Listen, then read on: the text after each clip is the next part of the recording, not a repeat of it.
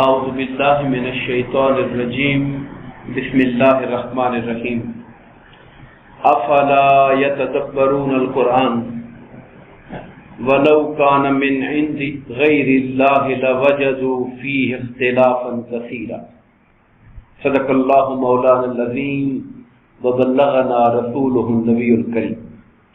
محترم و مکرم قابل صد احترام سامعین ذی احتشام، اللہ تبارک و تعالیٰ کے فضل و کرم اور آقا کریم علیہ الصلوۃ والسلام کی نظر رحمت کے طفیل سورہ نساء کی آیت نمبر 82 اور 83 کے حوالے سے ہم انشاءاللہ گفتگو کریں گے۔ اللہ پاک نے فرمایا افلا یتدبرون القرآن، وہ قرآن مجید پر تدبر کیوں نہیں کرتے؟ تدبر کا معنی ہوتا ہے غور و فکر کرنا، کسی چیز کو پڑھنا، سننا اور سن کر اس پر غور کرنا، اس پر سوچ بچار کرنا، اس کے معنی و مفہوم کو سمجھنے کی کوشش کرنا، اور معنی و مفہوم سمجھنے کا مقصود کیا ہے کہ پھر اس کے تقاضوں پر عمل کرنا۔ پیچھے جو آیات آئی تھی ان میں بیشتر آیات میں منافقین کا تذکرہ تھا۔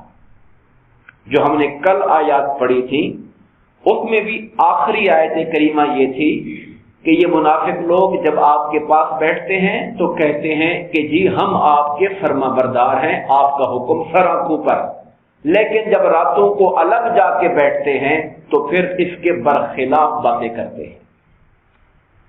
تو فرمایا تھا کہ اللہ تعالیٰ ان کی سب باتوں کو لکھ رہا ہے۔ اب ان سے کہا جا رہا ہے افلا یتدبرون القرآن، کیا وہ لوگ قرآن پہ غور نہیں کرتے؟ ان کے سچے ایمان کے لیے اور منافقت کو چھوڑنے کے لیے کیا قرآن مجید کافی نہیں ہے؟ وہ اس بات پہ غور نہیں کرتے کہ یہ اللہ کا کلام ہے جو جبرائیل امین قلب مصطفیٰ پہ نازل کرتے ہیں۔ وما ينطق عن الهوى ان هو الا وحی یوحى، اور یہ پیغمبر وہ ہیں جو اپنی خواہش سے کلام نہیں کرتے، یہ جو بولتے ہیں وہ اللہ کی وحی ہوتی ہے جو کلام کرتے ہیں۔ تو انہیں ان کا حکم ماننے میں کیا چیز مانے ہے؟ کون سی چیز ہے جو ان کو روک رہی ہے کہ یہ خالص ہو کر اللہ کے رسول کے سامنے سر اطاعت کو نہیں جھکاتے؟ کیا یہ لوگ قرآن پہ غور نہیں کرتے؟ میں بطور ایک طالب علم اور ایک مسلمان ہونے کے ناطے جب غور کرتا ہوں تو یہ ہم میں سے ہر ایک کو قرآن کا یہ پیغام جھنجھوڑ رہا ہے کہ تم لوگ قرآن پہ تدبر کیوں نہیں کرتے، غور و فکر کیوں نہیں کرتے؟ ہمارے معاشرے سے قرآن مجید کے ساتھ جو تعلق ہے کمزور سے کمزور پڑتا جا رہا ہے۔ سرکار دو عالم صلی اللہ علیہ وسلم نے امت کو جتنا قرآن کے ساتھ جوڑنے کی کوشش کی، میں ایک حدیث پاک کا حوالہ دوں گا۔ جب سرکار حجۃ الوداع کے بعد 18 ذی الحج کو مکہ اور مدینہ کے راستے میں تھے، مکہ سے واپسی پر راستے کے اندر تھے، تو سرکار نے ایک مقام پر لوگوں کو سے گفتگو کی تھی، خطاب کیا تھا، اور اس خطاب میں فرمایا تھا کہ میں اللہ کا ایک بندہ ہوں، انسان ہوں، کسی وقت اللہ کا بلاوا آئے گا تو میں دنیا سے چلا جاؤں گا، مگر میں تمہارے درمیان دو بھاری چیزیں ہیں۔ یہاں بھاری سے مراد وزن میں بھاری کی بات نہیں ہو رہی، اپنی اتھینٹسٹی، اپنی مقام اور مرتبے کے اعتبار سے دو بڑی عظیم چیزیں چھوڑے جا رہا۔ اگر تم لوگ ان دو چیزوں کے ساتھ چمٹے رہو گے، ان سے تھامے رکھو گے ان کو، تو تم کبھی گمراہ نہیں ہوگے۔ اب مجھے بتائیے اس سے بڑھ کر ہمارے لیے کیا ایک نسخہ ہو سکتا ہے کہ اللہ کے نبی دنیا سے پردہ کرنے سے پہلے ہمیں گارنٹی دے کے جا رہے ہوں کہ دو چیزیں میں دے کے جا رہا ہوں، اگر تم ان کو تھامے رکھو گے تو کبھی گمراہ نہیں ہوگے۔ فرمایا کتاب اللہ، ان میں سے ایک چیز اللہ کی کتاب ہے، اور حدیث پاک ہے کہ سرکار نے پھر ابھارا لوگوں کو قرآن کا، ترغیب دلائی کہ قرآن سے تعلق جوڑو، یہی اللہ کی رسی ہے۔ وہ جو کہا نا وَاعْتَصِمُوا بِحَبْلِ اللَّهِ، اللہ کی رسی کو تھام لو، کہ اللہ کی رسی قرآن ہے، اس کو تھام لو، اس سے تعلق بناؤ، قرآن پڑھو، قرآن پہ غور و فکر کرو، عمل کرو، یہ قرآن تمہیں گمراہ نہیں ہونے دے گا۔ پھر فرمایا وَإِتْرَتِي أَهْلُ بَيْتِي، اور میرے گھر والے، میرے اہل بیت، ان کا دامن تھامے رکھنا۔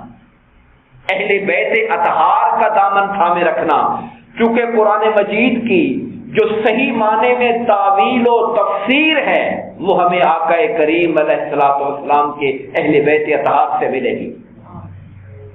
تو سرکار نے پھر ان کے بارے میں ابھارا اور 3 دفعہ فرمایا اذکرکم اللہ فی اہل بیتی، اے لوگوں میں تمہیں اللہ کی یاد کرواتا ہوں اپنے اہل بیت کے بارے میں، میرے اہل بیت کا لحاظ رکھنا، میرے اہل بیت کا خیال کرنا، میں تمہیں اللہ کی یاد دلا رہا ہوں، اللہ کی یاد دلا رہا ہوں تمہیں۔ اور آپ اندازہ لگائیے بدقسمتی سے ہم نے دونوں چیزوں کو چھوڑ دیا ہے، اہل بیت اطہار پر بھی معاذ اللہ استغفر اللہ اختلافات کا موضوع بحث بنا دیا ہے، امت دھڑوں میں بٹ گئی ہے، اور قرآن کے ساتھ مجموعی طور پہ ہمارا تعلق کمزور ہو گیا ہے۔ میں ایک روایت اور بھی آپ کو سنانا چاہوں گا، اہل بیت کے ساتھ قرآن کا تعلق کیا ہے۔ قرآن اور اہل بیت، سرکار نے 2 چیزوں کا ذکر فرمایا ہے۔ مسند امام احمد بن حنبل کی حدیث پاک ہے کہ سرکار دو عالم صلی اللہ علیہ وسلم اپنے گھر سے نکلے تیزی کے ساتھ اور باہر کی طرف چل پڑے۔ جب حضور کو جاتا دیکھا تو حضرت ابو بکر، عمر اور دیگر صحابہ کرام بھی حضور کے پیچھے چل پڑے۔ آگے راہ چلتے ہوئے سرکار دو عالم صلی اللہ علیہ وسلم کے نالین مبارک ٹوٹ گیا، جوتا ٹوٹ گیا آپ کا۔ اب یہ بائی دا وے بات آ گئی جوتا ٹوٹنے کی، اور جوتا گانٹنے کا شرف کس کو حاصل کیا، کس نے حاصل کیا؟ حضرت علی مرتضیٰ نے حضور کا جوتا پکڑ لیا اور اس کو گانٹنے کے لیے بیٹھ گیا۔ جب ظاہر ہے ایک جوتا حضور نے اتار کے دے دیا تو بندہ پھر چلتا تو نہیں ہے نا ایک جوتے کے ساتھ، اب بیٹھ کے تھوڑا آگے جا کر اور صحابہ سے باتیں شروع کر دی، اور ان باتوں میں فرمایا کہ میں لوگوں سے اس بات پر میں نے قتال کیا اور مجھے لڑنا پڑا اللہ تعالیٰ کے کلام کو حق ثابت کروانے کے لیے۔ لفظ بولے میں قرآن کی تنزیل کے لیے لڑا ہوں، یعنی لوگ اس کو نہیں مانتے تھے، مخالفت کرتے تھے، یہاں تک کہ فتح مکہ کا موقع آیا اور ہم نے قرآن مجید کو بدور طاقت ان سے منوایا کہ یہ اللہ کی کلام ہے۔ مجھے لڑنا پڑا لوگوں سے اس قرآن کے منزل من اللہ ہونے پر کہ یہ حق ہے اللہ کی طرف سے، اور فرمایا تم میں سے خوش نصیب شخص وہ ہوگا جو اس قرآن مجید کی تفسیر کے لیے لڑے گا۔ لوگ اس کی غلط تعویلیں کریں گے، وہ حق اور صحیح تفسیر اس قرآن کی کرے گا، اس کے لیے اس کو لڑنا پڑے گا۔ تم میں سے خوش نصیب شخص ہوگا ایک شخص۔ حضرت ابوبکر صدیق نے کہا یا رسول اللہ کیا وہ میں ہوں گا؟ کہا نہیں وہ تم نہیں ہوگے۔ عمر فاروق نے کہا یا رسول اللہ کیا وہ میں ہوں گا؟ کہا نہیں تم نہیں ہوگے۔ یعنی صحابہ کو اتنا جوش تھا کہ وہ خوش نصیب کون ہے جو قرآن کی صحیح تفسیر کے لیے لوگوں کے ساتھ اس کو لڑنا پڑے گا۔ تو پوچھا میں ہوں گا، کہا نہیں تم نہیں ہوگے۔ پوچھا کون ہوگا؟ میں وہ جو جوتی گانٹ رہا ہے میری، وہ ہوگا جو قرآن کی صحیح تفسیر کے لیے لوگ کے ساتھ جنگ کرے گا۔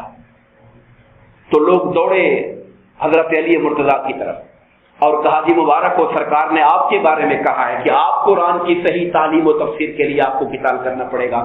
تو راوی نے کہا کہ حضرت علی کا تاثر ایسا تھا کہ جیسے آپ کو یہ بات پہلے سے معلوم ہو، یعنی آپ بہت زیادہ اینشیس نہیں ہوئے بلکہ نارمل موڈ میں کہا، جیسے بندے کو پہلے سے بات کا پتا ہو تو پھر بندہ اتنا زیادہ تاثرات پیش نہیں کرتا آگے سے۔ اور آپ کا انعامدار نے فرمایا کہ میرے اہل بیت اور قرآن ہمیشہ اکٹھے رہیں گے یہاں تک کہ قیامت کے دن قرآن اور اہل بیت حوض کوثر پہ میرے ساتھ اکٹھے ہو جائیں گے۔ اور فرمایا میرے آقا نے دعا فرمائی کہ قرآن العلی مال حق کے وحق کو مال علی، علی حق کے ساتھ رہے گا اور حق علی کے ساتھ رہے گا۔ بلکہ آقا نے یوں دعا فرمائی، بڑے قابل غور الفاظ ہیں، یا اللہ جدھر علی پھرتا ہے حق کو اس طرف پھیر دے، یعنی علی اور حق دونوں ساتھ ساتھ رہنے والے ہیں۔ تو یہ اہل بیت اطہار اور قرآن مجید کا تعلق ہے۔ تو میں یہ عرض کر رہا تھا کہ قرآن نے بار بار کہا قرآن پہ غور کرو، تدبر کرو، مگر ہم نے اسے محض صرف برکت والی کتاب اور ایک تبرک اور تعویذات اور دم درود کے لیے رکھا اور قرآن کے پیغام کو سمجھنے کی کوشش نہیں کی، اور اس پر عمل کرنے کے حوالے سے ہم بہت کمزور ہوئے۔ فرمایا وَلَوْ كَانَ مِنْ عِنْدِ غَيْرِ اللَّهِ لَوَجَدُوا فِيهِ اخْتِلَافًا كَثِيرًا، اگر یہ اللہ کے علاوہ معاذ اللہ کسی اور کا کلام ہوتا، اگر یہ اللہ کا کلام نہ ہوتا، اب اللہ تعالیٰ اس قرآن کے کلام اللہ ہونے کی ایک دلیل دے رہے ہیں کہ یہ میری کتاب ہے، یہ میں نے اتاری ہے، اگر یہ میں نے نہ اتاری ہوتی کسی انسان کا کلام ہوتا تو تمہیں اس کے اندر اختلاف نظر آتا، اس کے مضامین میں اختلاف ہوتا، اس کے الفاظ میں اختلاف ہوتا، اس کے اطلاقات میں اختلاف ہوتا۔ اس قرآن مجید کو اول سے لے کر آخر پڑھ لو، اس کے معنی، مضامین اور الفاظ میں تمہیں کوئی اختلاف نظر نہیں آئے گا۔ کوئی آتھر کتاب لکھے، آپ اس کی کتاب کو پڑھیں، آپ کو کئی جگہ کنٹراڈکشن نظر آئیں گی، تضادات نظر آئیں گے، کیونکہ انسان ہے، کبھی تاریخ میں، کبھی واقعات میں، کبھی لوگوں کے ناموں میں، کبھی کسی اعتبار سے اس کے اندر اختلافات پیدا ہو جائیں گے۔ کہا قرآن کو بار بار پڑھو، اس قرآن میں تمہیں کہیں اختلاف نظر نہیں آئے گا، اور اس کے اندر اختلاف نہ ہونا اس کے اللہ کی کتاب ہونے کی دلیل ہے۔ اس کے بعد فرمایا، پھر منافقوں کا ذکر کر دیا، وَإِذَا جَاءَهُمْ أَمْرٌ مِّنَ الْأَمْنِ أَوِ الْخَوْفِ، جب کوئی امن کی خبر آتی ہے کہ مسلمان جیت گئے، مسلمان فتح یاب ہو گئے، مسلمانوں کو فلاں علاقے میں جنگ ہو رہی تھی، اتنا مال غنیمت مل گیا، یا کوئی خبر خوف کی آ جاتی ہے، یار وہاں پہ نقصان ہو گیا، مسلمانوں کو تکلیف پہنچی ہے، تو ہمیں یہ جو لوگ ہیں نا منافق اور کمزور لوگ، اس کو پھیلانا شروع کر دیتے ہیں۔ یہ بہت بڑی اہم بات ہے ہمارے معاشرے کے لیے بھی۔ ہم بھی کوئی خبر سنی ملک کے بارے میں، کوئی اوورال سطح پر، اس کو ہے جی سنا ہے کیا ہوا ہے، سنا ہے کیا ہوا ہے، بات کو آگے پھیلانا شروع کر دیتے ہیں۔ کسی خاندان کے بندے کے بارے میں پتہ چلا، کوئی اچھی خبر تھی یا کوئی بری خبر تھی، چلو اچھی خبر خیر کی ہو اس کو تو آگے بتلانا اچھی نیت سے، اس میں تو کوئی حرج نہیں ہے، لیکن کسی کی برائی کے بارے میں خبر سنی اور بغیر تحقیق اور چھان بین کیے آگے بیان کرنا شروع کر دیا، بات کو پھیلانا، جسے کہتے ہیں نا پروپیگنڈا شروع کر دینا۔ یہ فرمایا کہ یہ لوگ، ان کے پاس جب کوئی امن کی، کامیابی کی خبر آتی ہے یا کوئی خوف کی خبر آتی ہے، اذاؤ بہی، پھیلانا شروع کر دیتے ہیں۔ وَلَوْ رَدُّوهُ إِلَى الرَّسُولِ وَإِلَىٰ أُولِي الْأَمْرِ مِنْهُمْ، انہیں چاہیے تھا کہ یہ بات کو حضور کی طرف پھیرتے۔ کوئی بندہ خبر لے کر آیا تو سیدھے حضور کی طرف، یا رسول اللہ یہ خبر آئی ہے، آپ بتائیے اس پہ کیا کرنا ہے۔ اگر حضور موجود نہیں ہوتے تھے تو جو ان کے اندر اولی الامر رہنما تھے دینی، صدیق اکبر رضی اللہ تعالیٰ عنہ، عمر فاروق، جو بڑے کبار صحابہ کرام تھے، ان کو جا کے بتاتے کہ جناب یہ خبر آئی ہے، بتائیے ہمارے لیے کیا حکم ہے اس بارے میں، کوئی ذکر کرنا ہے یا نہیں کرنا ہے، ابھی اس کا اعلان کرنا ہے یا نہیں کرنا ہے، بتلانا ہے یا نہیں بتلانا ہے۔ فرمایا لَعَلِمَهُ الَّذِينَ يَسْتَنبِطُونَهُ، فرمایا پھر وہ لوگ جو اہل علم ہیں، اولی الامر ہیں، وہ اس میں سے استنباط کرتے، پورا واقعہ سن کر نتیجہ نکالتے کہ اس کے اندر کیا خاص بات ہے جس کو بتانے کا وقت ہے یا نہیں ہے۔ یہ ان پہ چھوڑ دیتے کہ وہ اس کے اندر سے صحیح بات سمجھ کے آگے بیان کرتے۔ وَلَوْلَا فَضْلُ اللَّهِ عَلَيْكُمْ وَرَحْمَتُهُ، یا اگر اللہ کا تم پر فضل اور اللہ کی رحمت تم پہ نہ ہوتی، لَاتَّبَعْتُمُ الشَّيْطَانَ إِلَّا قَلِيلًا، یہ تو حضور کے قدموں کی برکت ہے، میرے آقا کے وجود کا صدقہ ہے کہ اللہ کا فضل تم پہ ہوتا ہے، اللہ کی رحمت تم پہ ہوتی ہے۔ اگر اللہ کا فضل اور رحمت نہ ہوتی تو یہ جو غلطیاں کوتاہیاں ہیں ان کی وجہ سے تم شیطان کے پیروکار بن جاتے۔ اللہ کا فضل ہے کہ تمہیں شیطان سے بچا لیتا ہے۔ دعا فرمائیے اللہ تبارک و تعالی ہم سب کو اپنے کلام پاک کو پڑھنے، سمجھنے اور عمل کی توفیق عطا فرمائے، آمین۔ وما علینا الا البلاغ۔